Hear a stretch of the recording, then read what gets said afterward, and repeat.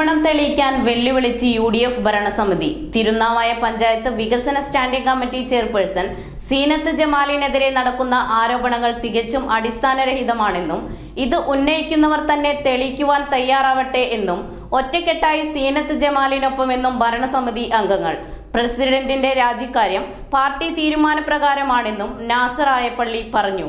തിരുനാവായ ഗ്രാമപഞ്ചായത്ത് 2023-24 വാർഷിക പദ്ധതിയിൽ ചെലവഴിക്കാതെ 4,15,69,308 രൂപ സ്പിൽ ഓവർ ആക്കിയിട്ടുണ്ടെന്ന് ഇടതുപക്ഷം പ്രചരിപ്പിക്കുന്നത് തികച്ചും അടിസ്ഥാനരഹിതമായിട്ടുള്ള കാര്യമാണ്. സംസ്ഥാന സർക്കാർ തദ്ദേശ സ്വയംഭരണ സ്ഥാപനങ്ങളോട് കാണിക്കുന്നതെന്നും അവഗണന മറച്ചുവെക്കാനാണ് ഇത്തരം പ്രചരണങ്ങൾ പടച്ചുവിടുന്നതെന്നും UDF ഭരണസമിതി. 2 ദിവസങ്ങളായി നമ്മുടെ തിരുനാവായ ഗ്രാമപഞ്ചായത്തിനെ പറ്റി വളരെ മോശമായിട്ട് നമ്മുടെ ഫണ്ട് ചെലവഴിക്കുന്നതിൽ വളരെ പിന്നിലാണെന്നും 4 കോടിയിലധികം ഫിൽ ഓവർ ആക്കിയെന്നൊക്കെ പറഞ്ഞൊരു അടിസ്ഥാനരഹിതമായൊരു വാർത്ത പ്രചരിക്കുന്നത് കണ്ടു. അതിൻ്റെ ഭാഗമായിട്ടാണ് ഇന്ന് ഞങ്ങളത് വ്യക്തമാക്കി തരാൻ വേണ്ടി മാത്രമാണ് ഇന്നിങ്ങനൊരു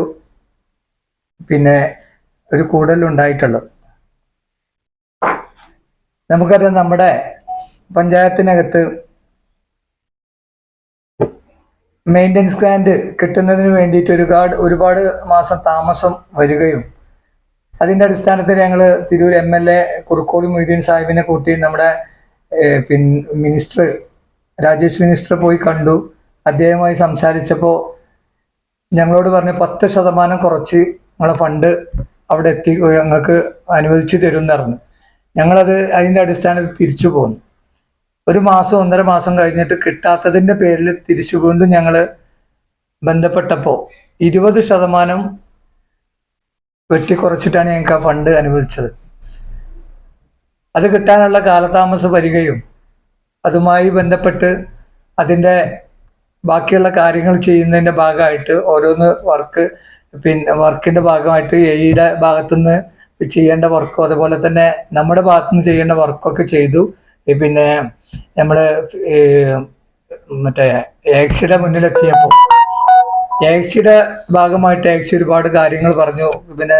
വർക്ക് നടത്തുന്നുണ്ടെങ്കിൽ നേരത്തെ നമ്മുടെ പൈപ്പ് ലൈനിൽ കയറിയ റോഡുകളൊക്കെ അവർ ശരിയാക്കി തരണമെന്ന് പറഞ്ഞുകൊണ്ട് ഒരുപാട് ഏകദേശം 1.5 മാസം പോലെ അദ്ദേഹം ഞങ്ങളെ അതിനു വേണ്ടി ബ്ലോക്ക് ചെയ്യുകയും മാത്രമല്ല വാട്ടർ അതോറിറ്റിയുടെ പേപ്പർ കിട്ടിയാൽ മാത്രമേ വർക്ക് ചെയ്യാൻ അനുവദിക്കുകയുള്ളൂ എന്ന് പറഞ്ഞു.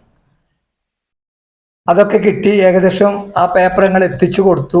അതിൻ്റെ ഭാഗമായി വർക്ക് തുടങ്ങാൻ വേണ്ടി നിൽക്കുന്ന സമയത്ത് ഇലക്ഷൻ്റെ പ്രഖ്യാപനം വന്നു. അതോടുകൂടി വീണ്ടും പ്രശ്നത്തിലേക്ക് പോയി. ഈ കണക്ക് ലഭ്യമാകുന്നത് ബഹുവർഷ പദ്ധതിയായി ഏറ്റെടുത്തിട്ടുള്ള തുകയായ 80,27,000 രൂപയും ചേർത്താണ്. യഥാർത്ഥത്തിൽ 80,27,000 രൂപ ഈ വർഷം ലഭ്യമാവേണ്ട തുകയാണ്.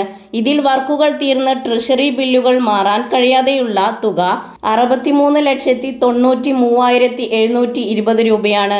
സ്പിൽ ഓവർ ഇനത്തിൽ 21,46,583 രൂപ തനത് ഫണ്ടാണ്. ഇത് ചെലവഴിച്ചില്ലെങ്കിലും പഞ്ചായത്തിന് നഷ്ടം സംഭവിക്കുന്നില്ല. തിരുനാവായ ഗ്രാമപഞ്ചായത്തിനെ സംബന്ധിച്ചിടത്തോളം ഏതാനും ദിവസങ്ങളായിട്ട് ഒരു സത്യമൂലം അല്ലാത്ത ഒരു വാർത്ത പ്രചരിപ്പിച്ചുകൊണ്ടിരിക്കുന്നുണ്ട്. അത് ഇടതുപക്ഷ രാഷ്ട്രീയക്കാരും അതുപോലെ തന്നെ സാമൂഹ്യ മാധ്യമങ്ങളും സത്യം എന്താണെന്ന് അറിയാതെ ആരെങ്കിലും എന്തെങ്കിലും പടച്ചുവിടുന്ന ചില റിപ്പോർട്ടുകൾ മാത്രമായിട്ട് കാണാൻ ഇടവരുന്നുണ്ട്. അപ്പോൾ ഗ്രാമപഞ്ചായത്തിനെ സംബന്ധിച്ചിടത്തോളം എനിക്കെതിരെ വന്ന ഒരു ടാർഗറ്റ് എന്ന നിലയിലാണ് ഇപ്പോൾ ന്യൂസുകൾ ഓരോന്നായിട്ട് അപ്ഡേറ്റ് ചെയ്ത് വന്നുകൊണ്ടിരിക്കുന്നത്. അപ്പോൾ വികസന സ്റ്റാൻഡിംഗ് കമ്മിറ്റി ചെയർപേഴ്സൺ എന്ന നിലയിൽ 3.5 വർഷത്തിനിടയിൽ ഗ്രാമപഞ്ചായത്തിനെ സംബന്ധിച്ചിടത്തോളം നമ്മൾ പരമാവധി ഫണ്ടുകൾ വിനിയോഗിച്ചിട്ട് തന്നെയാണ് പോയിട്ടുള്ളത്. അപ്പോൾ അങ്ങനെ നോക്കുമ്പോൾ വികസന സ്റ്റാൻഡിംഗ് കമ്മിറ്റി ചെയർപേഴ്സൺ രാജിവെക്കണമെന്ന ആവശ്യം തദ്ദേശ സ്വയംഭരണ സ്ഥാപനങ്ങൾക്ക് വേണ്ടി കേരള സർക്കാർ അടിക്കടി ഈ നിയമങ്ങൾ മാറ്റിക്കൊണ്ട് തദ്ദേശ സ്വയംഭരണ സ്ഥാപനത്തെ അതുപോലെ തന്നെ അവിടുത്തെ ജനപ്രതിനിധികളെയും വളരെയധികം ബുദ്ധിമുട്ടിലാക്കിക്കൊണ്ട് വരുന്ന ഓരോ ജിയോകളും അതുപോലെ തന്നെ സർക്കുലറുകളും മാത്രമാണ് ഗ്രാമപഞ്ചായത്തിന്റെ ഫണ്ടിന്റെ ഒരു എക്സ്പെൻഡിച്ചറിന്റെ കാര്യത്തിൽ മുന്നോട്ട് പോകാനുള്ള പ്രവർത്തനം മന്ദഗതിയിൽ പോകുന്നത് എന്നുകൂടി ഒരു സത്യാവസ്ഥ ഉണ്ട്.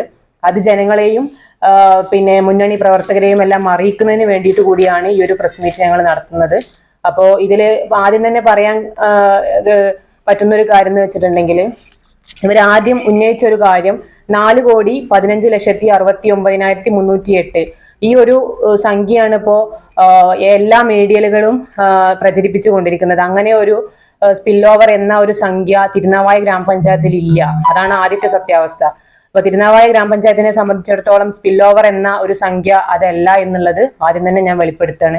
ട്രഷറിയിൽ ഉണ്ടായിരുന്ന CFC ടൈഡ് ആൻഡ് ഗ്രാൻഡ് ട്രഷറിയിൽ പൈസ ഇല്ലാത്തതു കാരണം വർക്ക് കഴിഞ്ഞിട്ടും ബില്ല് സമർപ്പിക്കാൻ സാധിക്കാത്ത അവസ്ഥയാണുള്ളത്.